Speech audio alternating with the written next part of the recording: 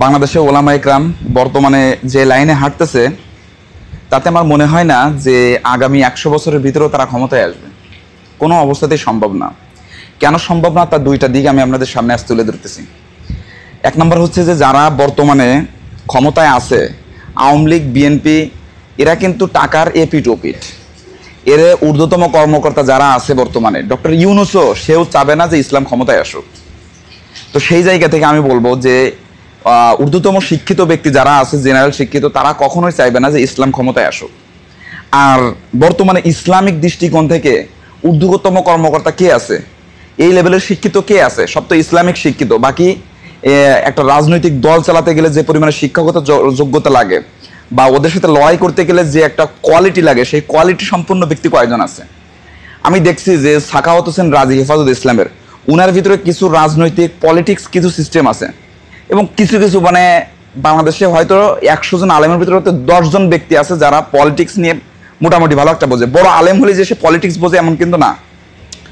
তো এখন আমাদের কি প্রয়োজন? যেহেতু তারা আমাদেরকে দিচ্ছে না, তাহলে ওই জায়গাটা আমাদেরকে গ্যাপ পূরণ করতে হবে। গ্যাপটা কিভাবে পূরণ হবে?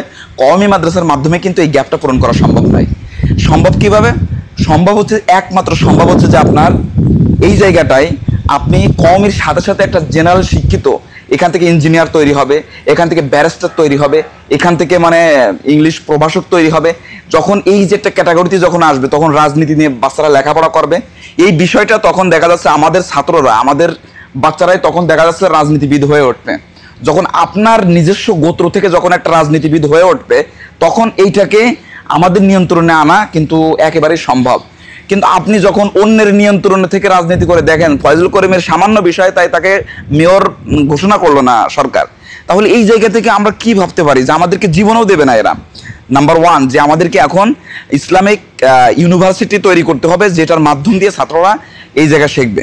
দ্বিতীয় বিষয় হচ্ছে যে আমাদেরকে রাজনীতি বর্তমানে যে ধাঁচে চলতেছে, এই ধাঁচেই আমাদেরকে মোকাবেলা করতে হবে। আপনি শুধু মাদ্রাসা ছাত্রদেরকে নিয়ে আপনি নির্বাচন করবেন, এটা তো কখনোই সম্ভব না। আপনাকে এখন যেতে হবে চায়ের দোকানে, আপনার মাঠে ঘাটে, আপনাকে দাবায় বেড়াতে সব জায়গায়।